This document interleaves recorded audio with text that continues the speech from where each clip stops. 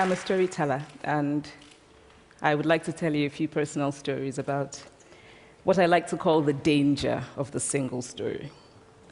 I grew up on a university campus in eastern Nigeria. My mother says that I started reading at the age of 2, although I think 4 is probably close to the truth.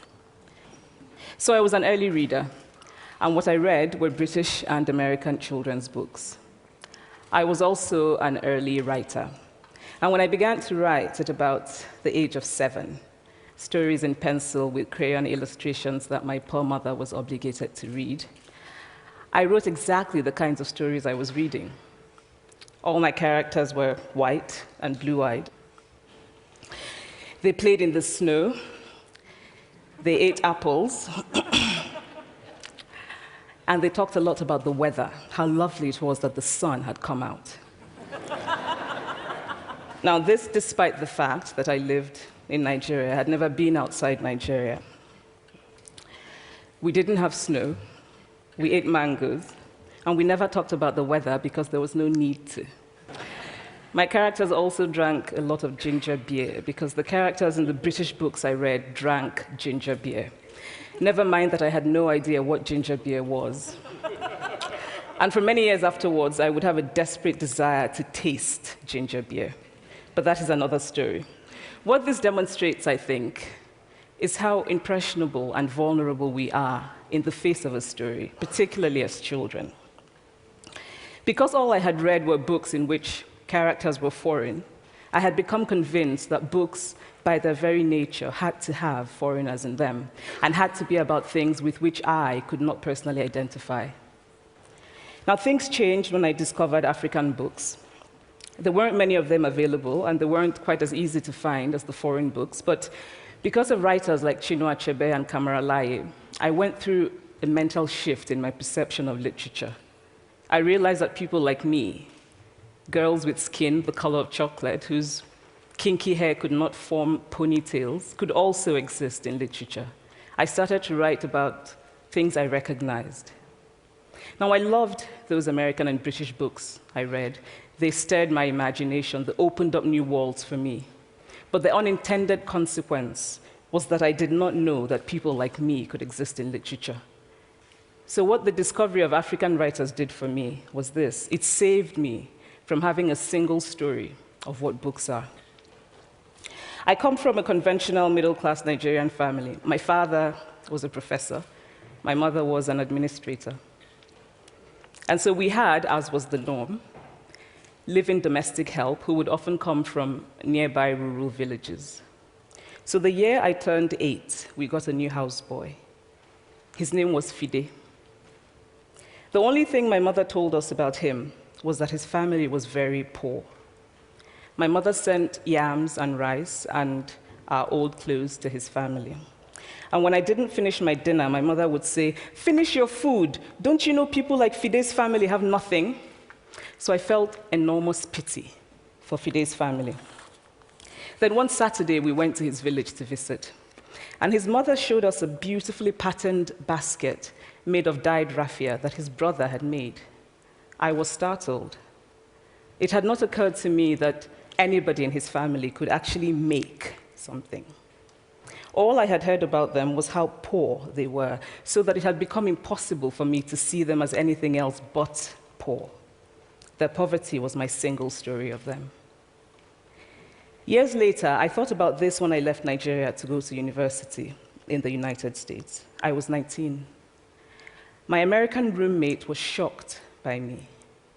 She asked where I had learned to speak English so well and was confused when I said that Nigeria happened to have English as its official language. She asked if she could listen to what she called my tribal music, and was consequently very disappointed when I produced my tape of Mariah Carey. She assumed that I did not know how to use a stove. What struck me was this. She had felt sorry for me even before she saw me. Her default position toward me, as an African, was a kind of patronizing, well-meaning pity. My roommate had a single story of Africa, a single story of catastrophe. In this single story, there was no possibility of Africans being similar to her in any way, no possibility of feelings more complex than pity, no possibility of a connection as human equals. I must say that before I went to the US, I didn't consciously identify as African. But in the US, whenever Africa came up, people turned to me, never mind that I knew nothing about places like Namibia. But I did come to embrace this new identity, and in many ways, I think of myself now as African, although I still get quite irritable when Africa is referred to as a country, the most recent example being my otherwise wonderful flight from Lagos 2 days ago, in which there was an announcement on the Virgin flight about their charity walk in India, Africa, and other countries. So after I had spent some years in the US as an African, I began to understand my roommate's response to me. If I had not grown up in Nigeria, and if all I knew about Africa were from popular images, I too would think that Africa was a place of beautiful landscapes, beautiful animals, and incomprehensible people fighting senseless wars, dying of poverty and AIDS, unable to speak for themselves, and waiting to be saved by a kind white foreigner. I would see Africans in the same way that I, as a child, had seen Fide's family. This single story of Africa ultimately comes, I think, from Western literature. Now, here's a quote from the writing of a London merchant called John Locke, who sailed to West Africa in 1561 and kept a fascinating account of his voyage. After referring to the black Africans as beasts who have no houses, he writes, "They are also people without heads, having their mouths and eyes in their breasts." Now, I've laughed every time I've read this, and one must admire the imagination of John Locke. But what is important about his writing is that it represents the beginning of a tradition of telling African stories in the West, a tradition of sub-Saharan Africa as a place of negatives, of difference, of darkness, of people who, in the words of the wonderful poet Rudyard Kipling, are half devil, half child. And so I began to realize that my American roommate must have, throughout her life, seen and heard different versions of this single story.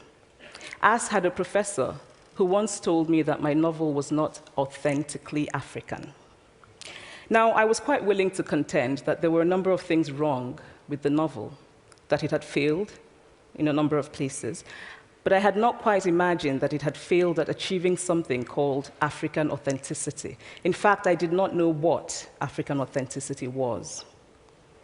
The professor told me that my characters were too much like him, an educated and middle-class man. My characters drove cars. They were not starving. Therefore, they were not authentically African. But I must quickly add that I, too, am just as guilty on the question of the single story. A few years ago, I visited Mexico from the US. The political climate in the US at the time was tense, and there were debates going on about immigration. And, as often happens in America, immigration became synonymous with Mexicans. There were endless stories of Mexicans as people who were fleecing the healthcare system, sneaking across the border, being arrested at the border, that sort of thing. I remember walking around on my first day in Guadalajara, watching the people going to work, rolling up tortillas in the marketplace, smoking, laughing. I remember first feeling slight surprise, and then I was overwhelmed with shame. I realized that I had been so immersed in the media coverage of Mexicans that they had become one thing in my mind, the abject immigrant. I had bought into the single story of Mexicans, and I could not have been more ashamed of myself. So that is how to create a single story. Show a people as one thing, as only one thing, over and over again, and that is what they become. It is impossible to talk about the single story without talking about power. There is a word, an Igbo word, that I think about whenever I think about the power structures of the world, and it is nkali. It's a noun that loosely translates to be greater than another. Like our economic and political worlds, stories too are defined by the principle of nkali. How they are told, who tells them, when they are told, how many stories are told, are really dependent on power. Power is the ability not just to tell the story of another person, but to make it the definitive story of that person. The Palestinian poet Mourid Barghouti writes that if you want to dispossess a people, the simplest way to do it is to tell their story and to start with secondly. Start the story with the arrows of the Native Americans and not with the arrival of the British, and you have an entirely different story. Start the story with the failure of the African state and not with the colonial creation of the African state, and you have an entirely different story. I recently spoke at a university where a student told me that it was such a shame that Nigerian men were physical abusers like the father character in my novel. I told him that I had just read a novel called American Psycho, and that it was such a shame that young Americans were serial murderers. Now,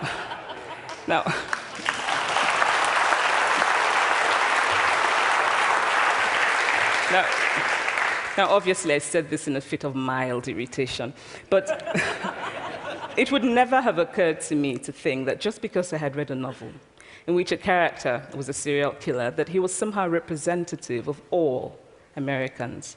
And now, this is not because I'm a better person than that student, but because of America's cultural and economic power, I had many stories of America. I had read Tylan, Updike, and Steinbeck, and Gateskill. I did not have a single story of America. When I learned some years ago that writers were expected to have had really unhappy childhoods to be successful, I began to think about how I could invent horrible things my parents had done to me. But the truth is that I had a very happy childhood, full of laughter and love, in a very close-knit family. But I also had grandfathers who died in refugee camps. My cousin, Polly, died because he could not get adequate health care. One of my closest friends, Okoloma, died in a plane crash because our fire trucks did not have water. I grew up under repressive military governments that devalued education so that sometimes my parents were not paid their salaries. And so as a child, I saw jam disappear from the breakfast table. Then margarine disappeared. Then bread became too expensive. Then milk became rationed. And most of all, a kind of normalized political fear invaded our lives. All of these stories make me who I am. But to insist on only these negative stories is to flatten my experience and to overlook the many other stories that formed me.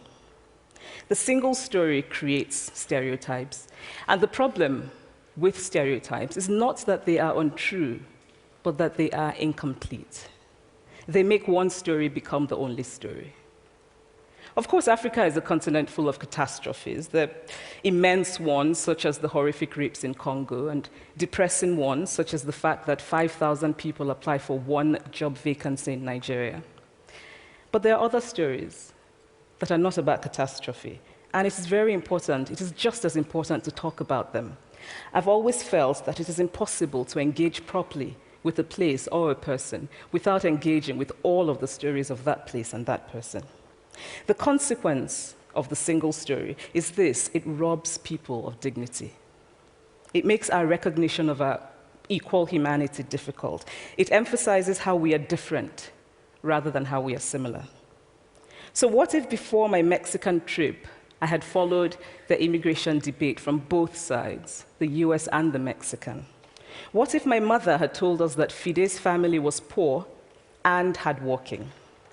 What if we had an African television network that broadcast diverse African stories all over the world, what the Nigerian writer Chinua Achebe calls a balance of stories?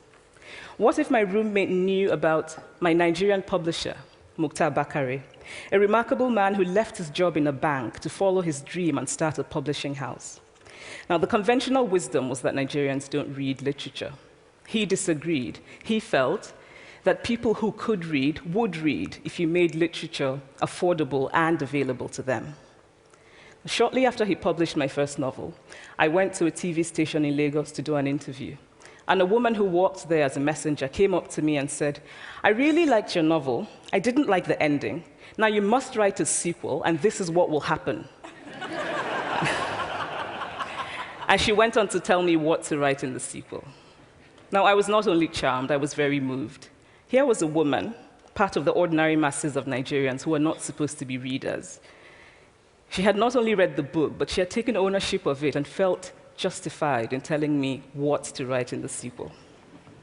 Now, what if my roommate knew about my friend, Fumi Yonda, a fearless woman who hosts a TV show in Lagos and is determined to tell the stories that we prefer to forget?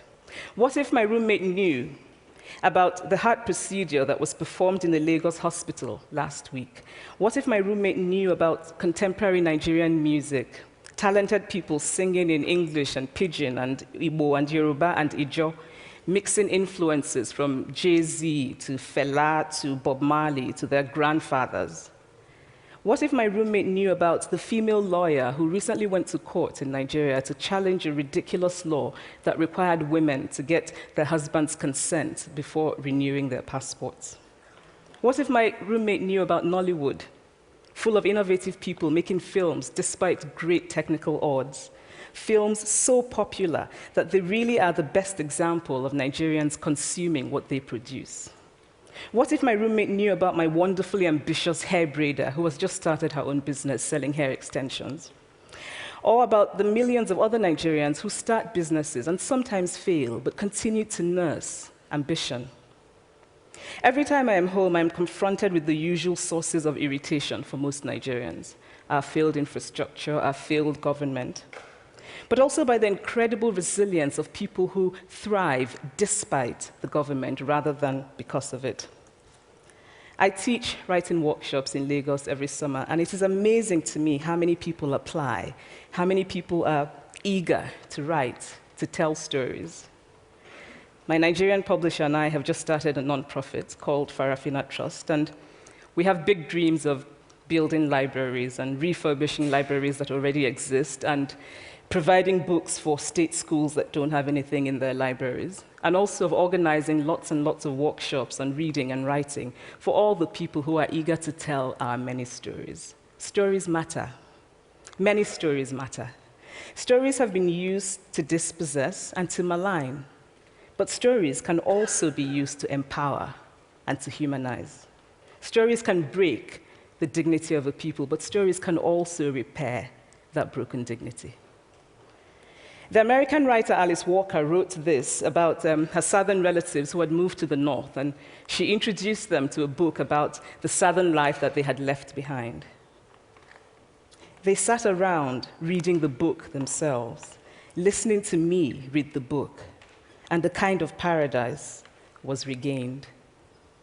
I would like to end with this thought, that when we reject the single story, when we realize that there is never a single story about any place, we regain a kind of paradise. Thank you.